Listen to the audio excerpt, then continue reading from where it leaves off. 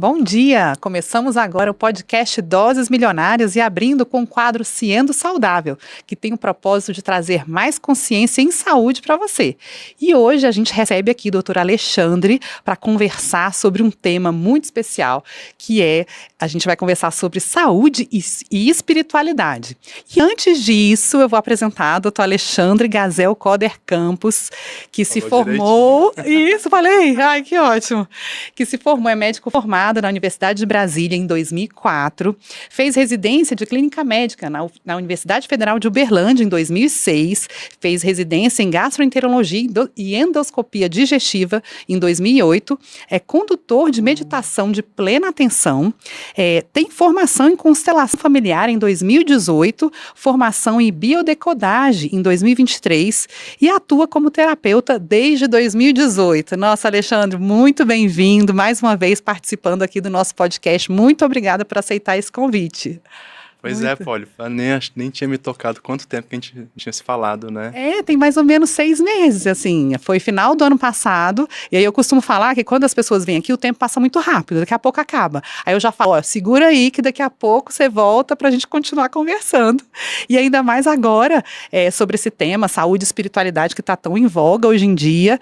Mas antes, atualiza aí pra gente, assim, nos últimos 6 meses, quais são as novidades, até em termos de atuação profissional mesmo, em abordagem, porque a gente costuma falar assim e ainda mais passando 6 meses, 7 meses, nós não somos as mesmas pessoas que éramos há 6 meses atrás. Então, eu imagino que coisas mudam e isso a gente carrega junto, é uma bagagem que a gente carrega e principalmente para as pessoas que estão em casa e pessoas que precisam, talvez assim, todos nós precisamos de alguma forma de um alento, de uma visão positiva da vida. O que você acha que nesses últimos meses tem mudado assim na sua carreira? Acho que principalmente minha atuação como terapeuta, né? Eu estou me encontrando no papel de terapeuta no meu consultório. Que legal. Antes estava um pouco dividido ainda, né? Essa necessidade de ser terapeuta hora, de ser médico hora, e eu reconheci que, na verdade, como você mesmo disse, um próprio acolhimento, uma própria linguagem, um próprio olhar, uma própria escuta, realmente ele faz um papel terapêutico, né? É aquilo que a gente, como médico, sempre percebe, que alguns pacientes falam pra gente, nossa, só de eu ter vindo aqui, eu já me senti melhor. E o que é essa mágica, né, Polly? E é por isso que me chamou a atenção e eu quis conversar com você sobre saúde e espiritualidade. Do consultório eu ainda atuo da mesma forma, a terapia estou hoje mais na parte individual. Eu deixei um tempo o grupo, apesar que eu quero retomar. Uhum. E desses 6 meses eu acredito que foi isso, encontrar de uma forma mais incisiva um benefício da terapia para quem me busca como médico. Que demais. E eu imagino que isso anda junto, né, Alexandre? Assim, não tem como a gente separar muito a nossa vida, a nossa carreira, né, do que vem acontecendo no mundo. Eu acho que no país, no Brasil, a gente vive desafios, a sociedade vai mudando, nós vamos mudando. A gente vai percebendo, talvez, com um olhar diferente aquela demanda que cada pessoa traz, seja na atuação, como médico, a gente não consegue totalmente separar, né? Quem é o indivíduo, quem nós somos, né? Eu como médica, você como médica, da pessoa como terapeuta, como família, e a gente carrega tudo junto, né? E de alguma forma, organizar isso, encontrar um propósito nisso que a gente está fazendo, também repercute na saúde do próprio paciente. Você percebe isso, não? Com certeza, assim, eu adoro as suas falas, que eu vou puxando elas para pegar o gancho, sabe? Uhum. A gente não consegue mais separar as coisas, mas a gente separa. O que eu quero dizer com isso é que o paciente que vai num consultório, ele separa. Ele quer falar do problema físico. E naquele momento parece, quando ele está ali dentro de um consultório, dentro de uma sala com um médico, ele olha para a parte física, e de alguma forma ele está desconectado de falar de tudo que está acontecendo por trás dele. Uhum. Talvez uma resistência a falar das emoções, talvez uma desconexão do que realmente está acontecendo no seu cotidiano. E muito possivelmente isso não é algo que ele quer esconder, mas sim que ele não consegue ainda relacionar os eventos que acontecem na vida dele com o que ele hoje traz para uma queixa no consultório. Que demais. E aí você tem esse papel, né, de ajudar a unir isso, né, não separar, né? Exatamente.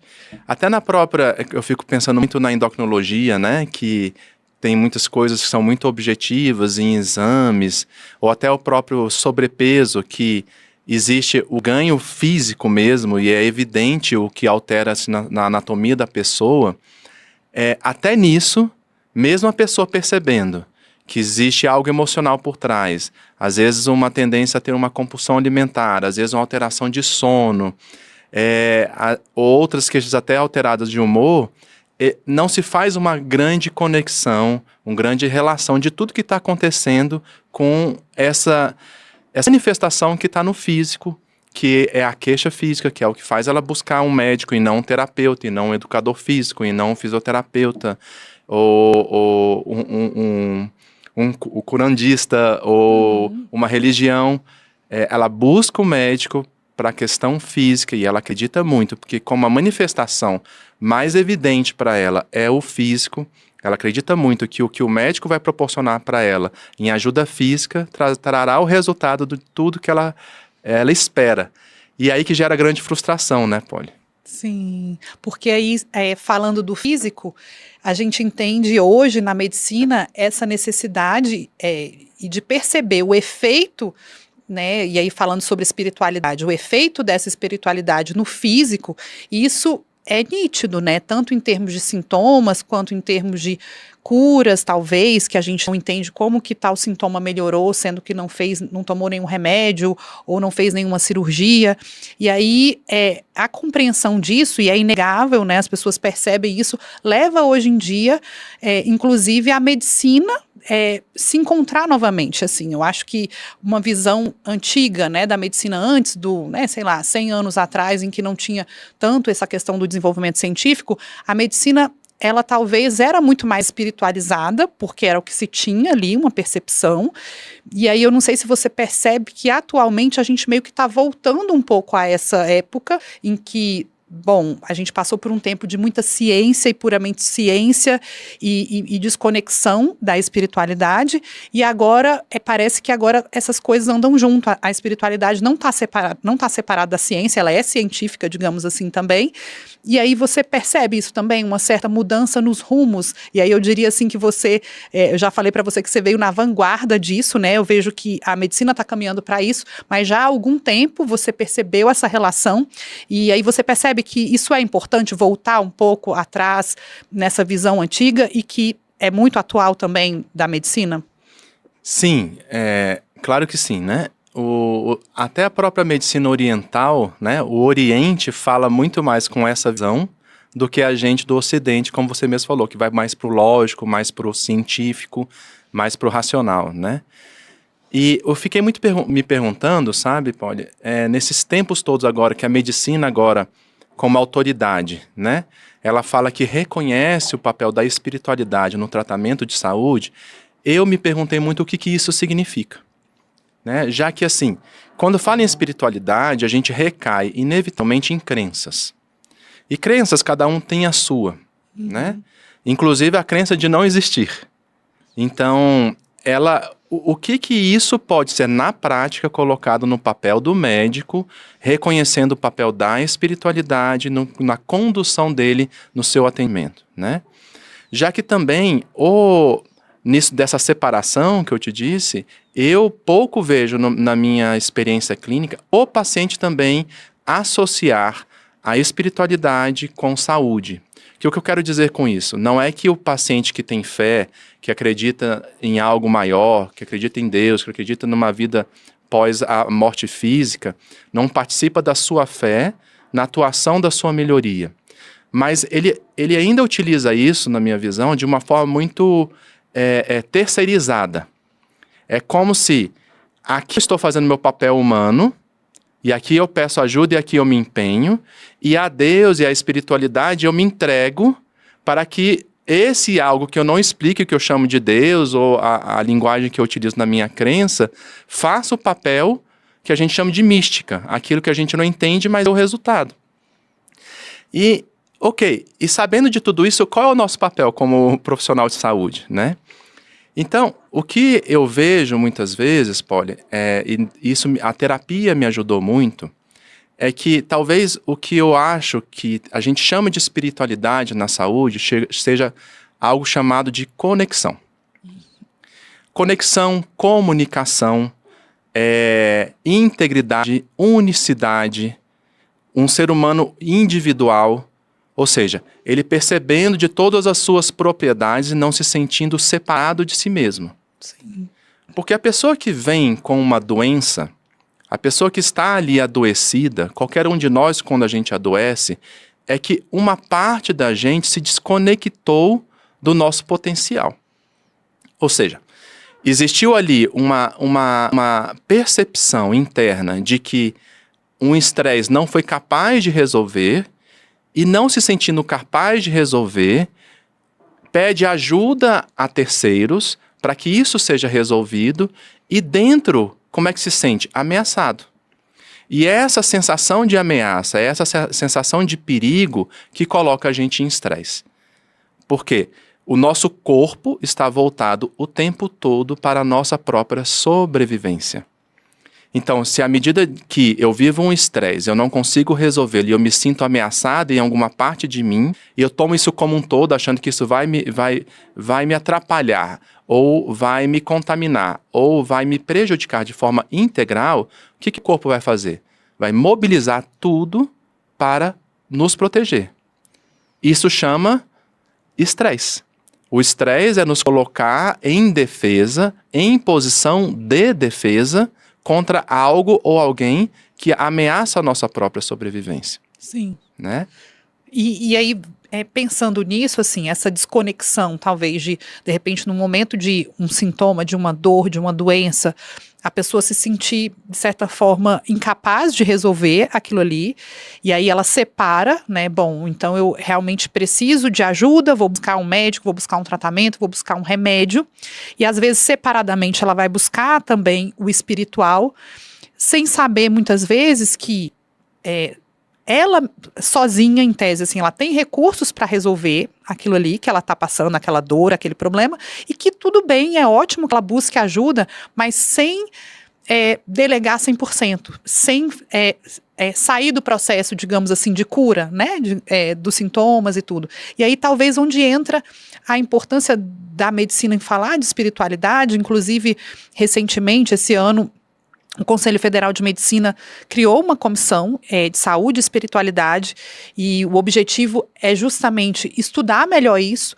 para estabelecer, inclusive, uma diretriz de conduta também com relação à possível inclusão num currículo médico dessa parte espiritual, sabendo da importância, estudar, sim, nós temos evidência científica, né, eu acho que aqui, talvez você se lembre do nosso professor Tosa, né, que lá atrás fez estudos que comprovavam a importância da fé, da oração no processo de cura, e isso comprovado cientificamente, e isso há décadas, a gente já tem vários estudos colocando essa influência no espiritual. E aí o espiritual no sentido de, como você falou, da conexão, né? Porque assim, a gente sai de casa todo dia, vai para o trabalho, tem família, tem as responsabilidades, as tarefas de fazer no dia a dia.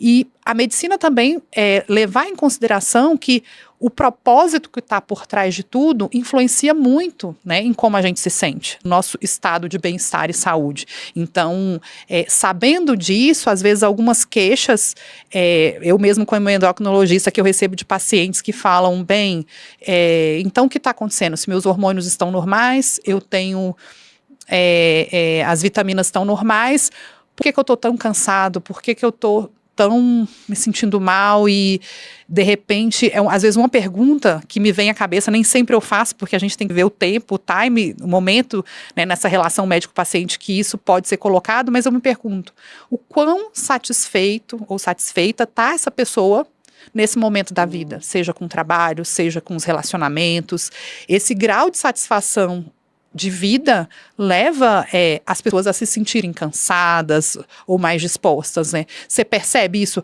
A importância de ver a espiritualidade no sentido de conexão com a vida, conexão consigo mesma, conexão com as outras pessoas e propósito de vida, e isso sim tem um impacto muito grande na saúde, e talvez nós como médicos sermos responsáveis por falar mais sobre isso, né? Com certeza, aí que eu acho que é o caminho, né? Falar de espiritualidade numa linguagem mais biológica, médica, fugir um pouco, para mim, de tanto da mística de espiritualidade, que é algo que extrapola nossa atuação, né? E que a gente pode, inclusive, incorrer em crenças nossas que podem interferir na crença do outro. A gente não está falando, né, de religião, exatamente. Né? Então, o que eu vejo é exatamente isso. Quando a gente alcança um projeto de vida, né? Quando a gente se satisfaz com aquilo que a gente está fazendo, quando a gente se sente inserido e reconhecido nos papéis que a gente tem na sociedade, no nosso ambiente familiar e conosco mesmo, o que acontece com a gente? A gente se sente o quê? Íntegro, inteiro, completo, seguro, protegido, em paz. E quando a gente está em oração, quando a gente está em uma igreja, quando a gente está fazendo uma ação de caridade, quando a gente está meditando, o que são as sensações que a gente alcança em cada um desses momentos? As mesmas coisas. Então, quando eu digo a conexão, quando a gente diz a religiosidade como uma conexão com algo maior, talvez esse algo maior, em termos de saúde, seja isso que você falou, encontrar o seu próprio potencial de vida. Integrar essa sua presença de vida para tudo que você está fazendo. Porque quando você adoeceu, você terceirizou esse potencial. Algo dentro de você acredita que não se sente capaz de se manifestar, de estar presente, de se colocar frente a um problema, a um conflito, a um trauma. Então, essa faísca de vida, esse potencial de vida, ele fica reprimido, ele fica recolhido, ele fica retraído, ou ele deixa de existir em termos de sensação. Então, essa desconexão é que leva ao adoecer e o excesso de estresse crônico, né? Então, buscar esse projeto de vida, estar em conexão disso, é o que geralmente eu falo. A vida em si, ela continua acontecendo. Você está aqui, existe um cenário, existem pessoas aqui atrás o tempo todo agindo, atuando, fazendo. Mas se você não está presente, se você não faz parte desse cenário, se você não faz parte disso tudo que está acontecendo ao seu redor, você não está vivo. Isso é desconexão. Então você pode estar sobrevivendo pela rotina, pelas exigências, pelos pagamentos de conta, os papéis seus como mulher, mãe, profissional, mas isso é sobrevivência. Isso não é estar vivo. Então, pelo que você falou, assim, eu trago muito para mim, porque eu falo muito aqui, esse quadro chama Siendo Saudável, e Siendo tem a ver com consciência, né? Então, é aquela coisa, se você está fazendo tudo que aparentemente para o mundo é o mais importante, realização profissional, e está trabalhando, está sendo bem-sucedido, e não tem consciência, né, do que está por trás, é como se você falou, perdeu o sentido, a vida ela acabou, e o que sobra? A doença talvez, né? Então, o quanto é importante ter essa consciência, e aí eu falo mais, pensando nisso, né? Quando a gente coloca assim, saúde e espiritualidade, isso tem como a gente até reformular isso, porque é como se não tivesse como separar. Isso. É a mesma coisa, e ao mesmo tempo, talvez, o papel da espiritualidade é muito mais relevante do que o conceito que a gente tem hoje de saúde. Do tipo assim, olha, se você está, né, um paciente está na minha frente, né, me buscando como médica, a vida dele, a consciência dele da espiritualidade é muito mais relevante do que o próprio corpo físico dele. E aí colocar isso no lugar, eu acho que ajuda muito, porque é para dar essa escuta. Bom, a gente está conversando sobre o seu corpo agora, mas isso não é o mais importante, né? A gente está conversando sobre o seu trabalho, para quem, né, está de repente conversando sobre a carreira, mas isso não é o mais importante. Então, existe esse papel espiritual talvez muito mais relevante que ele que traz as outras coisas, né? Então, não é aquela coisa que fica parecendo, e eu entendi pelo que você falou, às vezes quando a gente começa a falar sobre espiritualidade, parece que a gente abriu uma caixinha na saúde e colocou a espiritualidade para um pedacinho ali, que ela não tinha nada, agora ela já tem uma gavetinha. E talvez falta entender que, na verdade, é a espiritualidade que vai trazer a saúde, né? Você pensa assim também? Eu achei engraçado porque, assim, eu tinha um caminho muito racional na medicina, então, assim, eu ia estudando, eu ia colocando tudo em caixinhas, né? Olha só. Então, agora a anamnese, depois o diagnóstico, depois a conduta, no tratamento tem isso, tem isso, tem isso, tem isso. Então, a espiritualidade seria mais uma ponta ali do nossa condução médica como tratamento. E na verdade, é isso que nos deixa desconectados, né? Porque quando a gente percebe, agora falando de biologia, né, Polly? Existem, por exemplo, 2 cérebros, vamos dizer assim, para ficar mais entendível, que atuam sobre nós. Existe o cérebro cortical, que ele vai falar da linguagem racional, como você mesmo disse, e existe aquele cérebro reptiliano, primitivo, que não vai ter linguagem racional, ele vai ter linguagem emocional. Não é psicológica, ele que vai responder ao estresse, ele que vai levar a resposta ao corpo se você está em relaxamento ou se você está pronto para um ataque. Esses 2 cérebros, eles são independentes. Um se comunica com o outro, mas um existe e o outro existe. Eles coexistem. O que eu quero dizer com isso? Ao mesmo tempo que eu estou conversando com você, o coração está batendo. Não é a mesma topografia de cérebro que está atuando sobre nós, mas os 2 estão concomitantemente acontecendo. Eu posso estar falando bem calmo aqui com você, e aqui meu coração está super acelerado, com ansiedade, medo se eu vou errar, alguma coisa assim. Então, aqui só traduz uma comunicação externa, e aqui está traduzindo uma comunicação de como eu estou sentindo. É a comunicação interna. Se os 2 aqui continuam nessa dissociação, nessa desconexão, eu me esforçando a ficar calmo e aqui reagindo ao estresse com muito medo, com muita tensão, com muito estresse, no final do dia, qual é o sintoma? Talvez um cansaço. Então a pessoa chega falando, doutor, é que eu estou me sentindo cansado. E aí a gente começa a pedir vários exames para ver qual é o motivo do cansaço, hormonal, metabólico, blá, blá, blá, blá, blá. E cadê o espiritual? O espiritual provavelmente seja o quê? Essa desconexão, essa falta de comunicação com o seu comportamento do dia a dia, o seu esforço para adaptar e sobreviver e a sua resposta emocional do que está realmente acontecendo. O espiritual, o espírito, se a gente quiser chamar, ou algo, para mim, eu posso trazer uma linguagem apenas de quê? De que, mesmo que haja uma resposta aqui, diferente daqui, existe eu tomando consciência de tudo isso, que é o que você disse. À medida que eu tomo consciência que está desconectado, já é um primeiro passo. É um primeiro passo para estar mais permeável a um tratamento. É o primeiro passo para eu estar mais receptivo ao que o médico vai me dizer. É o primeiro passo para eu tomar uma ajuda. E à medida que eu vou tomando cada vez mais consciência que eu estou me esforçando para e não atendendo essa minha necessidade, à medida que eu vou freando esse esforço e vou dando mais atenção aqui, o que vai acontecendo? Meu estresse vai diminuindo, a cura vai acontecendo. Então sou eu que me curo. Sou eu consciência. Sou eu nessa integridade, nessa espiritualidade, nessa conexão, ou seja, nessa integração, eu que proporciono a integração entre o que está acontecendo aqui com aqui. Porque eu posso falar isso para você, mas se você rejeita, tudo acontece do mesmo jeito dentro de você. Nada se altera. Só muda em você quando você toma consciência e está em consonância, em comunicação com o que eu estou falando.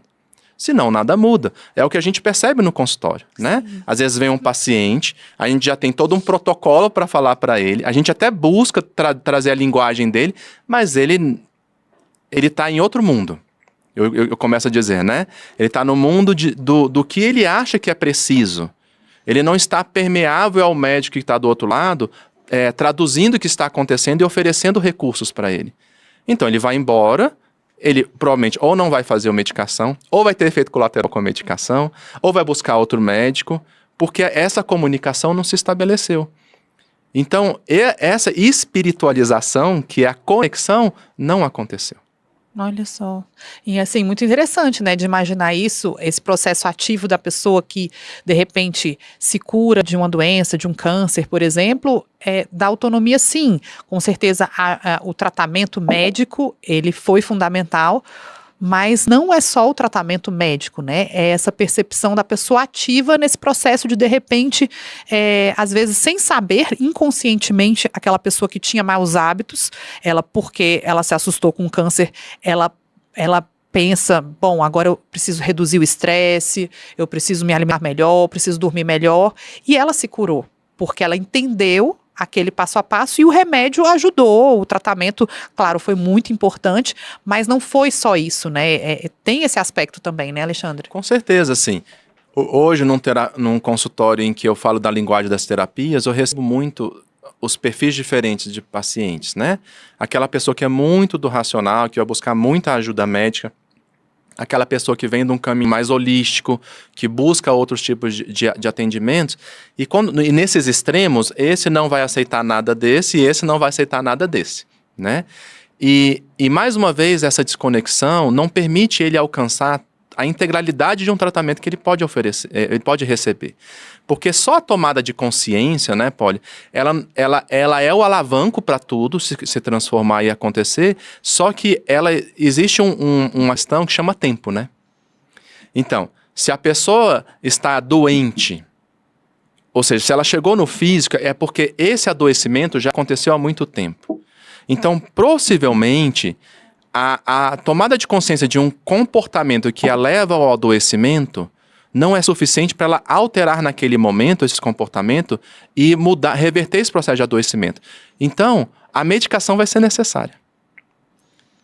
E, ao mesmo tempo, ela pode acolher a parte emocional dela e se trabalhar dela da forma que ela acredita, talvez com terapia, talvez com outros suportes.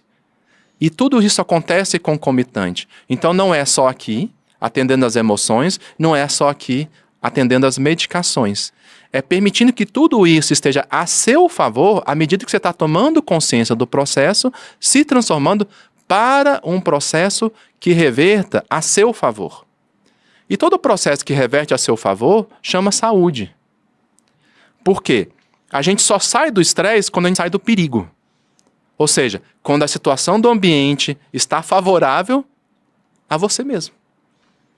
Então, você estar nesse estado de saúde significa que o ambiente, o que você está fazendo, o que os outros estão fazendo, estão favoráveis para a sua vida, para você existir, para você viver e não só sobreviver. Entendi.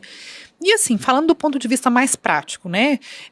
Hoje você atua com pacientes que têm queixas gástricas, né? Como gastroenterologista, e atua com pacientes que ainda não manifestaram nenhum sintoma, e que de repente nenhuma alteração no corpo físico, mas de repente já tem um sintoma, seja um sintoma de ansiedade, depressão, ou outras doenças físicas, doenças reumatológicas, qualquer tipo de adoecimento físico, hoje você atua, e trazendo essa consciência, né, como terapeuta, né, dessa integralidade, da importância de no processo de cura, talvez trazer uma nuance relevante do ponto de vista da pessoa, ajudar essa pessoa a ela tomar as rédeas da própria vida e levando em conta talvez os sentimentos em que esse paciente se encontra na maior parte do tempo. Assim, eu não sei se você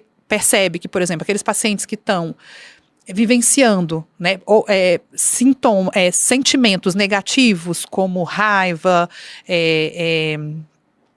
talvez a própria ansiedade, esses pacientes talvez adoeçam mais, e não é possível eliminar totalmente os sentimentos negativos, mas de alguma forma evoluir entre a negatividade e a positividade, né? Não é sobre resolver todos os problemas, mas se tornar uma pessoa mais positiva, diminuindo na escala, né, esses sentimentos negativos e ampliando os sentimentos positivos.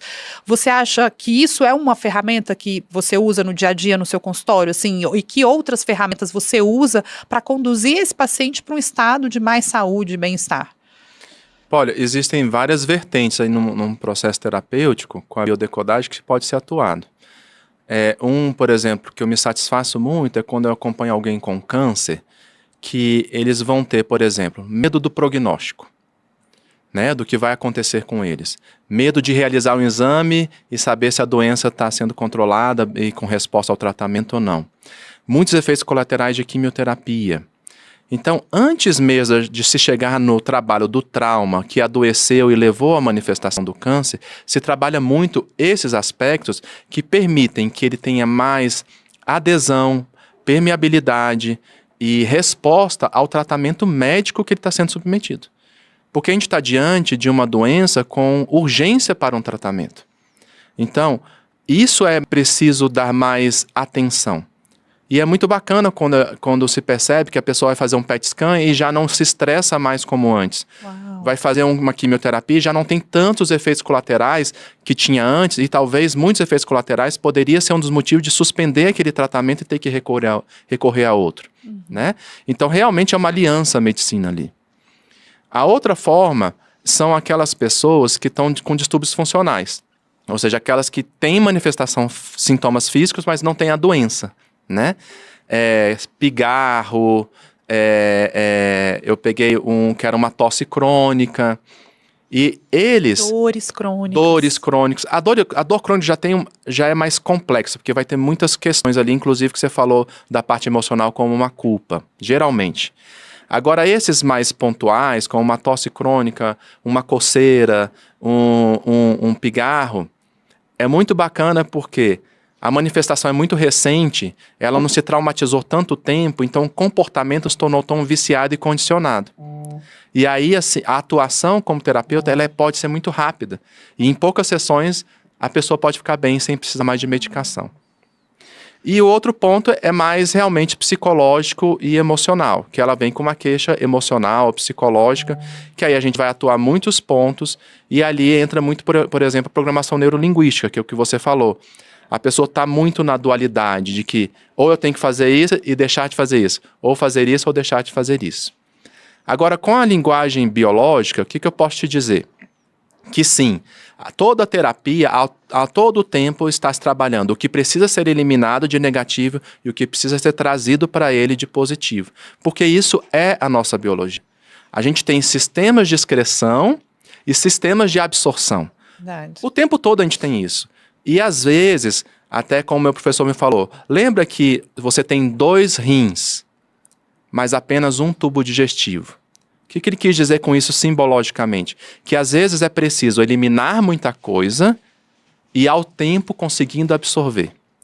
Porque se está muito envolvido no trauma e naquilo que é negativo, é muito difícil a pessoa reconhecer o que tem positivo.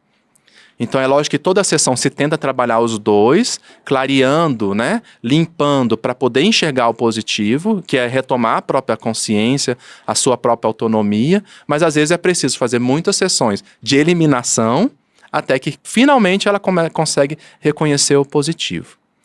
Existe uma classificação da nova medicina de Hammer que eu acho muito bacana, baseado na embriologia, que ele fala que a gente trabalha 4 profundidades emocionais de acordo com os tecidos embriológicos.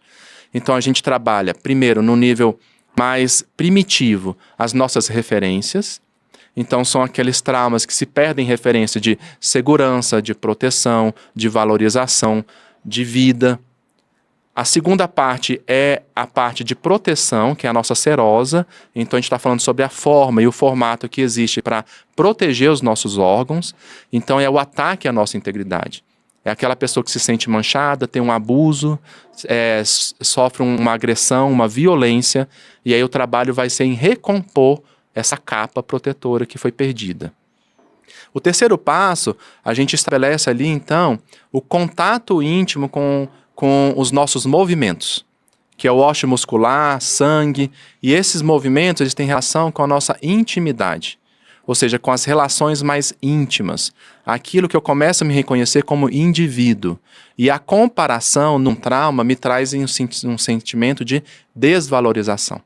Então ali estão muitas doenças com o sentimento de desvalorização. E por último, que é o que a gente vê hoje né, como sintoma de sociedade, são os problemas de comunicação. que a gente utiliza os nossos órgãos sensoriais, principalmente, para comunicar com o externo, e isso é o que mais está faltando hoje na gente, na sociedade, né? É o que eu digo não condiz com o que você diz, e aí gera uma disputa, guerras, brigas. Alguém quer estar com a razão. Alguém quer estar com a razão, que aí surge o autoritarismo. E a necessidade pessoa, de decidir de que lado eu estou. de que lado eu estou, exatamente. E aí a gente está utilizando muito desses nossos órgãos sensoriais para isso. E assim, a medicina, ela acaba levando em conta a espiritualidade nesse aspecto de, não como apenas uma parte ali da saúde, mas sim como um aspecto muito mais amplo. É importante para a gente entender as doenças da sociedade hoje em dia, né? Esses sintomas de depressão, de ansiedade, de câncer, e que a gente, de alguma forma, pode prevenir se tiver consciência do que está acontecendo no mundo, porque do que adianta a pessoa estar preocupada com se o câncer vai voltar ou não, e ela está numa vida, numa polaridade em que ela tem que decidir se ela é do partido X ou se ela é do partido Y, como se isso fosse alguma coisa necessária, se ela é favorável, e ao mesmo tempo culpada se o câncer vai voltar ou não. Então, assim, a sociedade, ela ela pode adoecer nesse aspecto quando não traz essa consciência de que isso não é bom, isso não é favorável, essas disputas, essa polarização, ela não é boa, e num aspecto espiritual, que seria um aspecto mais amplo, sim, a pessoa conseguir se conectar talvez a sentimentos de mais compaixão, generosidade, amor, opondo-se, né, a essa questão, né, da falta, de repente, de perdão, né, que eu acho que o que a gente vê no cenário político, no cenário social, assim, muitas vezes acaba refletindo internamente na pessoa, e não é normal o tempo todo sentir ódio, raiva e falta de perdão e ter saúde ao mesmo tempo, né, Alexandre? Eu digo que não é possível, né? Não é possível, né? E principalmente hoje que a gente está num mundo muito virtual, e eu sou favorável, não sou contra, não, mas o que eu acho o grande desafio de hoje nesse mundo virtual é as pessoas ainda não tomarem consciência que ao mesmo tempo que ela está lendo um conteúdo, que ela está utilizando a parte lógica e se satisfazendo com essa parte lógica, existe algo emocional concomitante acontecendo mesmo no virtual. Porque a linguagem emocional, ela é uma linguagem de imagem, ela é uma linguagem simbológica, ela é a linguagem mesmo dos sonhos. A imagem, quando a gente olha para a imagem, ela já traduz 1 milhão de informações sensoriais para a gente, que a gente nem precisa estar raciocinando para receber essa informação. E está afetando, né? E está afetando. Então, ao mesmo tempo que você está lendo uma imagem virtual, você está recebendo a imagem, todo o conteúdo sensorial aí, que pode estar te estressando. E que pode, de certa forma, ter até o objetivo disso, né? O objetivo de te programar ou te posicionar de um lado ou de outro, e no futuro trazer, sim, sintomas físicos, né, Alexandre? Exatamente. Ou por outro lado, até de gerar aquela necessidade que você não precisa, né? E aí o tempo todo você ainda está querendo buscar aquela imagem, aquele conteúdo, como uma compulsão, né? A gente está vivendo casos de compulsões virtuais, né, Polly? O mesmo que é o físico. Isso é outra coisa interessante, porque o inconsciente, que é essa linguagem emocional, ele não distingue o virtual de real. Para os dois, o efeito sensorial é o mesmo. Então, a linguagem e a tradução para ele vai ser a mesma. Isso, e ter a consciência disso, né? Não significa que você não vai usar a rede social, mas é você saber que isso está acontecendo, né? Assim, existe, talvez, e eu imagino que todo mundo já deve ter experienciado que, de repente, por ter visto uma imagem, visto um vídeo, aquilo ter afetado a emoção, né? Isso te fazer, talvez, gerar uma comparação e uma coisa que leva à criação de uma ilusão, né? Porque eu acho que muitas vezes a pessoa que está imersa num sintoma físico ou numa doença, ela de alguma forma ela tá, e se ela tá só nisso, né, ela tá presa a uma ilusão, né? Talvez uma ilusão de que aquilo é maior do que ela, de que é o que está no exame, é o que determina o que vai acontecer, né? Então, tudo isso acaba, assim, é lógico que a gente não vai negligenciar todo o aspecto da medicina, que é fundamental, mas a pessoa não ficar presa só nisso, né? Que é como você falou, talvez, o seu paciente que antes ficava estressado quando se aproximava da data de fazer os exames de reavaliação do câncer, e agora é entender que o que ele precisa, na verdade, dar atenção não é para o exame, para saber se está tudo bem, é se perguntar se está tudo bem o tempo inteiro. Exatamente. Não adianta ficar estressado, trabalhando feito um louco e quando chegar a data do exame ficar mais preocupado ainda. Então, se ele já dá atenção para a saúde dele diariamente, ele pode relaxar, que isso é o mais importante, né, Alexandre? Exatamente. E eu achei interessante que você falou, Polly, o que a gente sente como emoção, ela é uma ilusão. Ela é sentida como real, porque realmente a gente está sentindo, mas o que ela informa de emoção é uma memória do que já aconteceu. Então, se a gente não atualiza o que está acontecendo agora, a gente continua vivendo a ilusão. Ou seja, eu posso vir aqui e trazer uma imagem de um desastre dessa apresentação. Eu estou me baseando nessa imagem, não que eu gerei de perspectiva, mas de algo que aconteceu. Então, eu começo a viver um medo e uma ansiedade de que isso pode acontecer dentro de uma memória do que já aconteceu e não o que está acontecendo. Então, eu estou vivendo nas minhas emoções a ilusão. O que não é, o virtual mesmo. O que não é real, mas é sentindo como real. E aí, mais uma vez, a consciência que você chamou é o que permite você atualizar que o que está acontecendo agora não é o que aconteceu. Então, o medo que você está sentindo agora, mesmo que você continue sentindo, porque talvez é um trauma muito grande, é só um medo. Não é real. E isso ajuda muito, né, Alexandre? Assim, quando você tá, mesmo que você tá ali num filme, né? E aí, de repente, você tá vendo o filme, você tá sentindo a emoção do filme, mas você poder olhar pro lado e falar, é só um filme. É a mesma coisa, exatamente. É a mesma coisa, né? Tá Exatamente. Tudo bem, né? Então, assim, pelo menos conseguir sair. É né, um filme que está passando na sua cabeça. E isso eu acho que é o primeiro passo, né, pra pessoa se curar, né? Pra pessoa realmente se desprender desse sintoma que tanto pode incomodar a pessoa, né?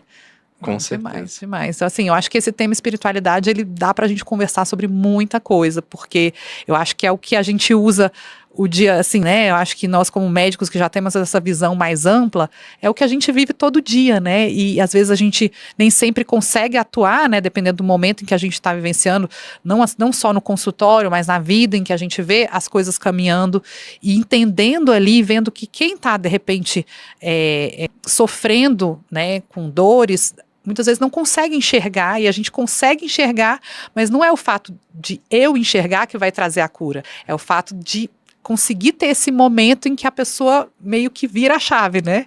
E que cai a ficha, e isso é importante, né? Respeitar esse momento da pessoa, né, Alexandre? Você me deu uma lembrança de um paciente interessantíssimo que eu tive. Ele estava com uma queixa de dificuldade para evacuar. Ele fechava o ânus, então ele tinha muito esforço e não tinha nenhum problema físico, né? Aí ele me procurou para terapia e ele estava acompanhando com um proctologista. E aí, na terapia, ele muito racional. Muito questionador, muito racional, mas ele quis fazer terapia comigo. E aí ele encontra um momento, assim, que ele infartou e o que o cardiologista disse, olha, isso pode se repetir, então você precisa cuidar da sua saúde, então eu vou te encaminhar para uma nutricionista. E a nutricionista tirou 1 milhão de coisas dele.